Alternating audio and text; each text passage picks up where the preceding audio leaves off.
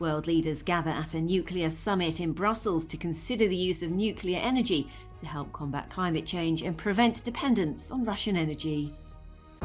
Discontent in Ireland as the government is accused of prioritising housing for asylum seekers over the 14,000 Irish people currently homeless. Over 30 leaders and delegations from around the world gathered at a nuclear summit in Brussels.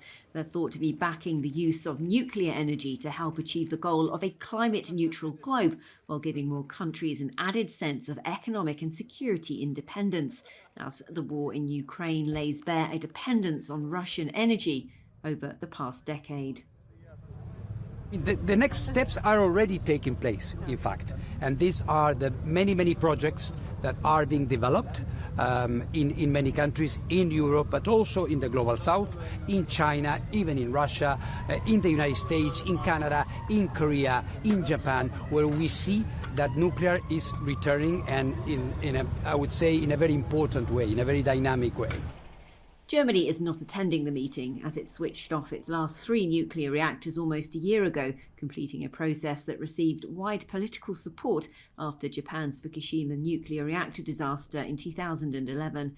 But some argue for a rethink after energy prices spiked because of the war in Ukraine. At least 13 people have been injured, including a child, after Russian strikes targeted Kyiv. It's Russia's first attack in Ukraine's capital in 6 weeks.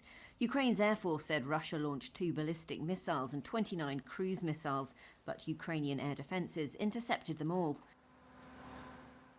The injured were hit by falling wreckage in residential and industrial areas, they said. 79 people were evacuated from an apartment block. Я проснулась от первого взрыва, выбежала. А потом незадолго уже был второй взрыв, очень страшный. Если бы сын не вскочил, его бы уже не было. У нас вся квартира, все уничтожено. Все этой взрывной волной уничтожена мебель, окна, двери, все. Это кошмар. Будь проклята эта война, этот Путин. Russia has been ramping up its airstrikes on Ukraine in recent days. On Wednesday, at least 2 people were killed when a Russian airstrike hit a home 50 kilometres southwest of the city of Donetsk. It's feared that there may be more victims trapped under the rubble. Images released by local media show the aftermath of attacks on Deir al-Balah in central Gaza, which according to local media was pounded from both air and sea by Israeli strikes. Residents can be seen inspecting the damage on their homes, while US President Joe Biden repeatedly warns Israel not to start a ground operation in the southern city of Rafah without plans to protect innocent Palestinians who have sought refuge there. Israeli Prime Minister Benjamin Netanyahu said on Wednesday it was impossible to complete the victory without the IDF entering Rafah. News media outlet Wafa said a number of Palestinians were killed by Israeli bombings across several areas in the central Gaza Strip as mourners gathered for the funeral of people who were killed in Israeli attacks. The Gaza Health Ministry said that at least 31,000 people have been killed since October. Luis Montenegro, leader of the right-wing and centre-right coalition, has been invited by the Portuguese President Marcelo Rebelo de Sousa to form a government. After winning the recent parliamentary elections, the PSD leader has agreed with the president to return to the presidential palace next week to outline the expected government composition. The swearing-in ceremony is scheduled for the 2nd of April. Montenegro's party cleaned up at the polling stations on the 10th of March, obtaining 80 seats. On the other hand, the Socialist Party, which has ruled the country for the last 8 years, were 2 seats shy with 78.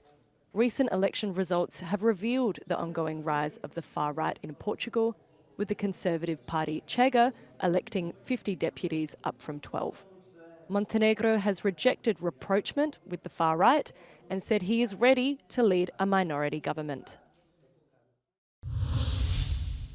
The Berlin Energy Transition Dialogue kicked off on Tuesday with speeches from German Vice-Chancellor Robert Habeck and Foreign Minister Annalena Baerbock. The conference is paving the way for energy to become 100% renewable.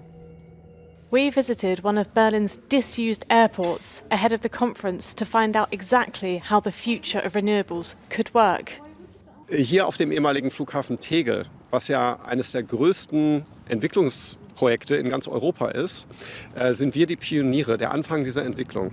Hier sollen in den nächsten Jahren die Stadt der Zukunft errichtet werden und erfunden werden. Und wir sind hier mit aktuell 17 verschiedenen Startups vor Ort und entwickeln die Lösungen, die die Stadt der Zukunft braucht. It is estimated that the climate-neutral city will create up to 20,000 jobs, with several companies already working together on harnessing renewable technology. The Stoff 2 project combines energy storage with the production of hydrogen. So we want to make 100% renewables possible with our device. And what we need for that, in order to end our fossil fuel dependence, green energy. And in Germany, we already have lots of renewables, 3-4 times of what we actually need.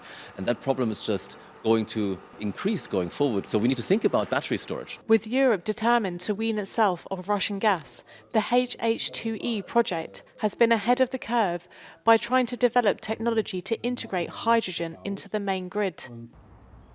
Langfristig werden die Energiepreise senken, aber wir brauchen eben schon jetzt den Markthochlauf aktiv unterstützen, um eben dieses Ziel zu erreichen. This year, the Stoff 2 team are presenting their technology to the Energy Conference, hopeful it will be the start of making renewable energy more accessible to the market. This technology is already being rolled out to the first customer later this year. With funding of the project expecting to surpass 100 million euros, it will need government financing to become part of the mainstream energy infrastructure. Liv Stroud in Berlin for Euronews.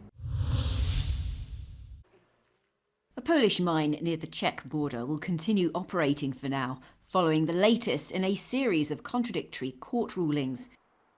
After a long battle with environmentalists, Turo has been allowed to operate under a temporary concession. Orzeczenie w USA nie oznacza wstrzymania działalności turoszowskiego kompleksu energetycznego, który będzie nadal mógł dostarczać energię elektryczną. Kopalnia Turów bardzo dokładnie wypełnia zobowiązania z decyzji środowiskowej wydanej przez Generalnego Dyrektora Ochrony Środowiska. Realizuje przy tym szereg inwestycji, a także działań proekologicznych, które mają na celu ograniczenie jej wpływu na pobliskie tereny. With many mines already closed, the fate of miners is in question.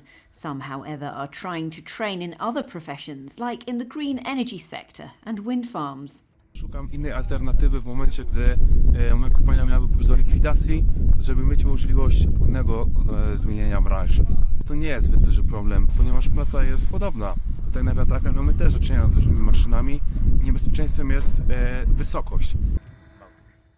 Wind farms are gaining popularity in Poland and across Europe as this cheap raw material can help ensure energy security.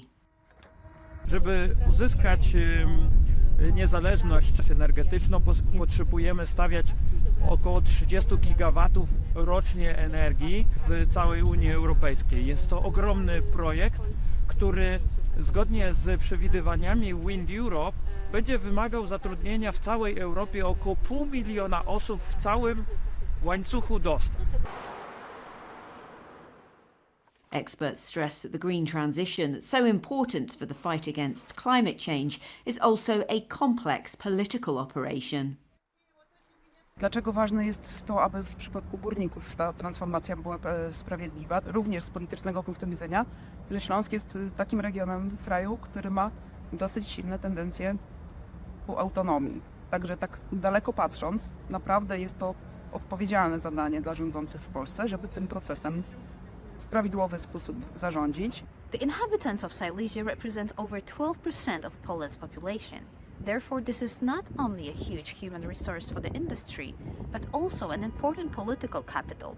Magdalena Chdownik for Euronews from Warsaw. These were the scenes in Dublin last weekend when scores of asylum seekers were forced to sleep outside the International Protection Office in tents without electricity, running water or sanitation. The experience for those seeking shelter created a humanitarian crisis in itself. As we attempted to conduct an interview, we were met by an angry protester whose sentiment was that the Irish state is treating asylum seekers as a greater priority, while 14,000 Irish people remain homeless. These are illegal migrants looking for free accommodation in Ireland. What about the Irish homeless and your NGOs looking after them? No, you don't care about the Irish homeless. You're jumping on the bandwagon. You don't care about the Irish people. You're here jumping on the bandwagon. No, we need homes for the Irish 14,000 Irish homeless families. Jed from Jordan, speaking through an interpreter, said the conditions in recent weeks were awful. The situation was very bad. There was no services at all. There was no toilets, no showers. They haven't showered for a week. They have no idea what to do. It was raining on them, raining on the tents, and it was very cold. The Irish government moved some of those living in tents to alternative accommodation. However, the way new asylum seekers in Ireland are being treated has enraged opposition members in the Irish Parliament who are accusing the government of creating a culture war. Between dereliction, empty properties, overpricing, not building enough social housing, not having enough affordable housing for young people who are working and who want to buy their own property. They've made an absolute bags of it, and they're compounding that by creating a culture war between refugees and homeless Irish people. I don't accept that. The Irish government says it is doing all it can to house asylum seekers relative to available accommodation, but many observers believe that poor treatment of refugees is proof that the days of an open Irish welcome are coming to an end. There's a growing feeling here that the inhumane scenes witnessed here in recent weeks may be part of an Irish government message. And that message is that if people are thinking of coming to Ireland and seeking refuge, then maybe they should consider going elsewhere. This is Ken Murray for Euronews in Dublin.